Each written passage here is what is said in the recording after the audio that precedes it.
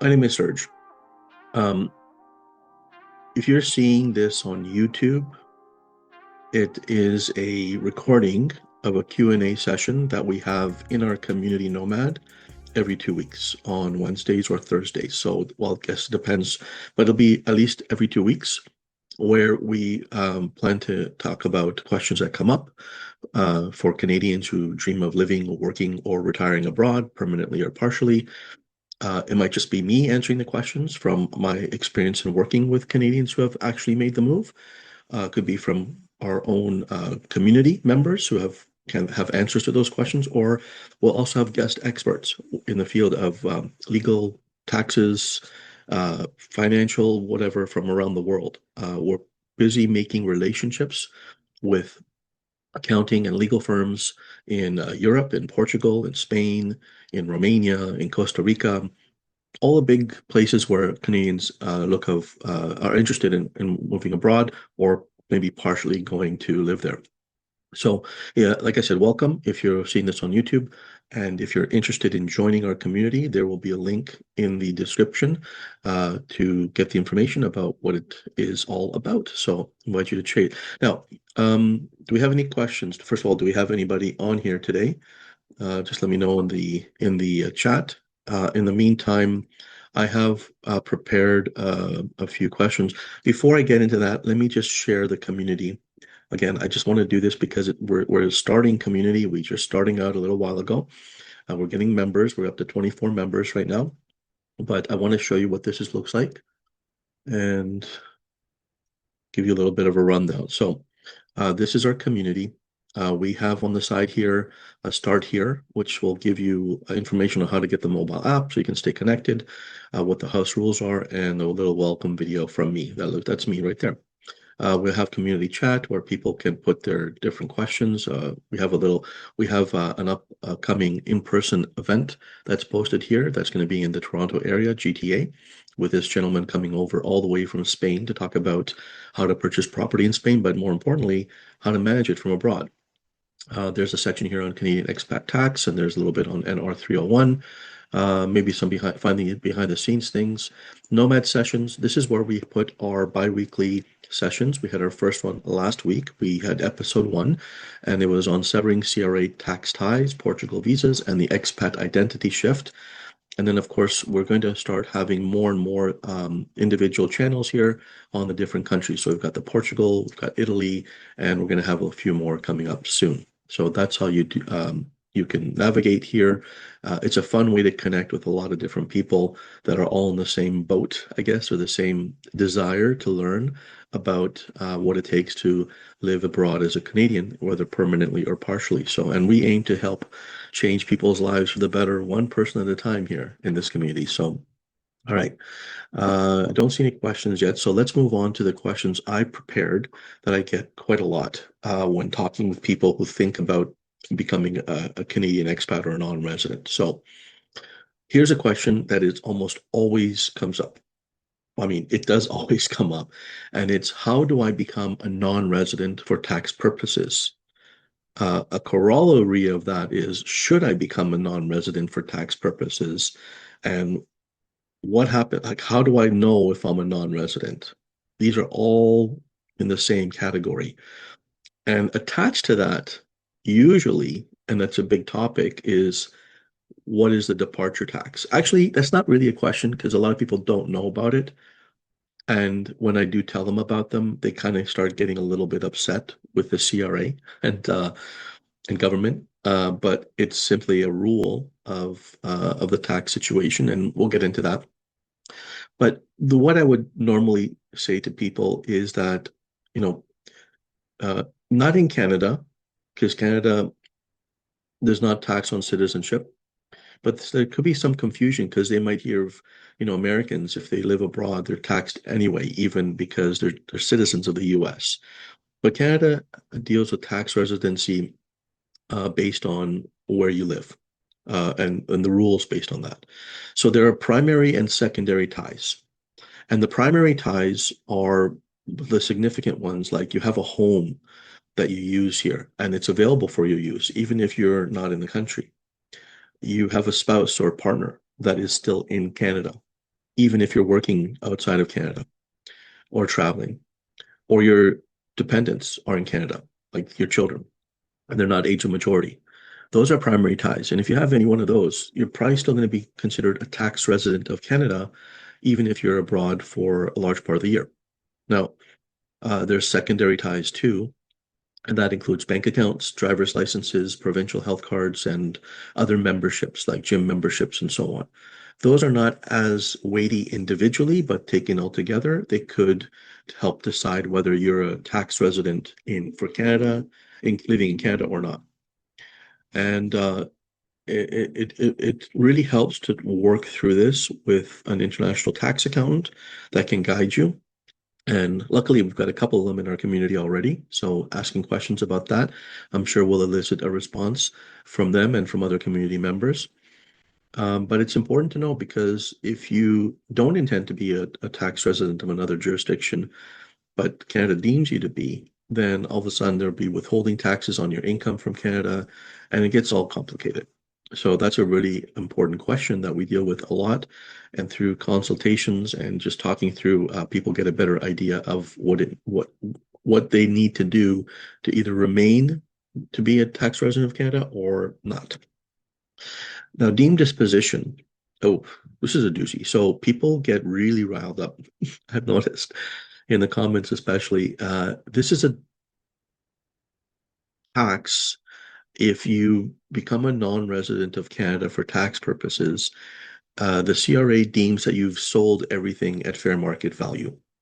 Now, it doesn't affect registered accounts like RRSPs or TFSAs, but if you have like rental property, a cottage, even if you have another property in another part of the world, like you own a property in Spain already, but you're not a resident there yet, that could be deemed part of the departure tax. And so that's a very important thing to know. It doesn't affect every single Canadian because if you have just your own principal residence, your own home where you live, and you have your RRSPs and TFSAs, nothing else, then there's not really departure tax. If you have non-registered investments, like in a investment account, those would be deemed disposed of as well. So it's an important thing to know. Deemed disposition departure tax, it's a very hot topic that you must be aware of if you have additional assets or properties. All right. What's the next question that I get? Let me see if there's anybody that has. No, okay. Next question is, what happens to my RRSP, tax-free savings account, and non-registered investments once I move? And I guess people wonder, do they have to be dissolved? Do they have to be closed? And the answer is no. You need to know that you can keep them open. You know, primarily you should understand that there could be restrictions added to them.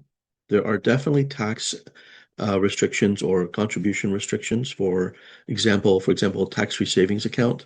If you're a non-resident, if you're deemed to be a non-resident, you can keep the TFSA and let it grow, but you can't contribute any more to it while a non-resident. And if you do contribute to it while a non-resident, a 1% per month penalty tax applies to your contributions until you take them out. Also, many foreign tax jurisdictions, I can't say that word, so jurisdictions such as the US or parts of Europe do not recognize the tax-free status of TFSAs. So while it can grow tax-free in Canada, you won't be taxed on it in Canada. You could have to pay tax on it in the next, wherever you are living in the world. RRSPs, you can also leave intact. You can withdraw from them, but now the withdrawals are going to have a different tax implications. So you may be aware of that if you're in Canada and you need to take money from your RRSP for whatever emergencies happen, that's not retirement. When you take up to $5,000 out, that's a 10% withholding tax that your financial institution will hold back and submit to the Canada Revenue Agency on your behalf.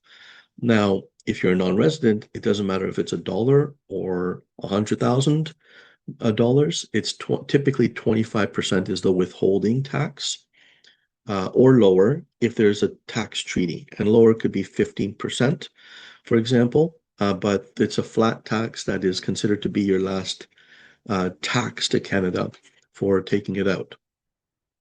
So again, you can keep your RRSPs, you can keep your TFSAs, but those are the specific rules. Now, for brokerage accounts, I've come across a lot of people that have told me that when they spoke with their financial institutions, some of them said, take your accounts away from us. We don't want you as a non-resident. Some of them said, no problem, we can hold it, but there's going to be restrictions on it. Uh, discount brokerage accounts might or might not work. You have to double check with your financial institution, and they may be required to be closed once you become a non-resident due to international securities regulations. So it's really important to speak with your bank or your financial planner or your financial institution, wherever that is, and say, okay, what happens to my RRSP now? And in most cases, they'll be able to, like I said, maintain it, but not do anything with it other than take your instructions to withdraw.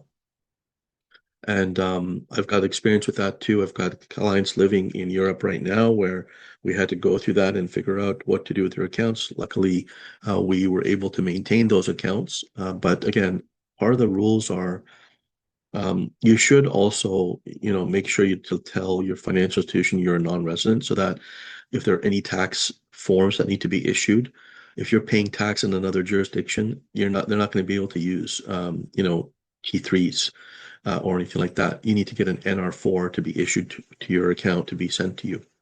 That's really important.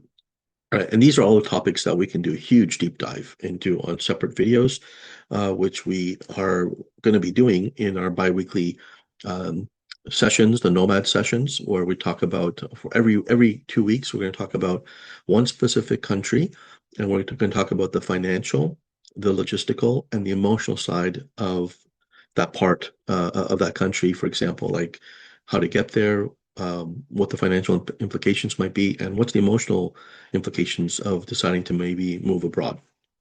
Okay, let's move on to a third question I get quite a lot, and that is, uh, can I still receive my Canada pension plan and old age security while I live outside of Canada? And the good news is, sort of. Yes, for the CPP, maybe for old age security, depending on how long you've lived in Canada. So the old age security is portable if you have resided in Canada for at least 20 years after the age of 18. If not, payments would stop after leaving Canada for 6 consecutive months. Canada Pension Plan is fully portable worldwide, regardless of where you live or your tax residency. It will be subject to non-resident withholding tax, like I've said before, the 25%, unless there's a tax treaty which could lower it. And the same withholding tax would apply to old age security payments. Now, you can also have it going directly into your new bank account in wherever you live, in Spain, Portugal, whatever, wherever you are. And you can even have it converted, I believe, into that currency. So if not, then they're going to have to mail a check. So it's always good to set it up that it goes directly into your account. All right, so far so good. Any questions here in the comments, in the chats? Just checking a look. No, nothing yet. So I guess I'm just a good uh, guesser of what the questions are. All right. So here's another question that gets asked sometimes when people think about it, because somehow it doesn't always get thought of. Everybody's focusing on the financial aspects. But what about my health coverage? How long does my provincial health coverage last? And what are the medical insurance requirements abroad? So navigating healthcare gaps is one of the top logistical anxieties for prospective nomads and retirees. And one of the important things is that provincial coverage, like OHIP in Ontario, will typically lapse if you are out of the province for more than 6 to 7 months in a calendar year or a 12-month period. So think about that.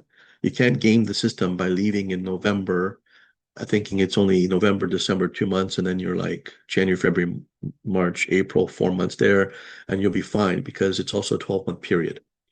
And reestablishing eligibility would mean returning to Canada and reapplying sometimes and proving your residency in Canada. So if you've gone and you don't have a home to come back to, you have to, well, you're not going to be able to get it, basically. Now, standard Canadian travel insurance only covers short trips from Canada, and long-term expats will need to get comprehensive international private medical insurance. or local private health insurance in their destination country. And that's something we're getting information on from all the different connections we're making in the different countries, from tax lawyers to accountants to insurance providers. So join our group if you want to hear more about that, or get access to those people. Here's a next question, and I'm going to double check again if there's any questions in the comments, and there are not. So we're going to keep, this will be the last question, since there aren't any more, and it's another important one. And it's, can I keep my Canadian bank accounts, my Canadian credit cards, and my Canadian phone numbers? It's practical. It's practical to day-to-day logistics and maintaining credit history, right? Your credit cards and so on, right? But there could be some concerns before you're departing. Like, what happens? Most Canadian banks will allow you to maintain your bank accounts if it's open before leaving, but you must notify them of your non-resident status for tax reporting purposes. They can get in big trouble with the CRA, and so can you if it's not reported properly. Now, credit cards, maintaining at least one Canadian credit card with a Canadian billing address or zero foreign transaction fee, those types of card is useful for ongoing Canadian subscriptions and maintaining credit history. So talk to your bank about that. And there's ways to do that with like POs or virtual addresses that we'll talk about that as well in our community. Now, here's a problem. Here's a trap. And it's happened to me and it's happened to others. We need to figure out the two-factor authentication, because many Canadian financial institutions, in fact, around the world, even if you want to open up a bank account in another country, say Spain or Romania, they will also most likely require two-factor authentication, which means sending a code to your phone. And if it doesn't go through because for whatever reason, that's important to look into and look at maybe either virtual phone numbers like VoIP or some low-cost eSIM roaming plans. Okay, so these are 5 questions that come up over and over again. There are a lot more, and I'm sure we're going to get more and more feedback. If you have a question that has not been answered in this particular Q&A session, put it in the comments below.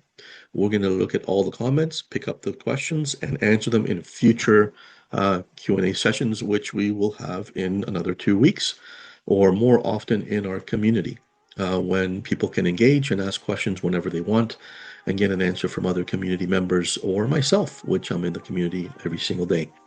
Thank you so much for watching, and we hope to see you next time. All right, bye.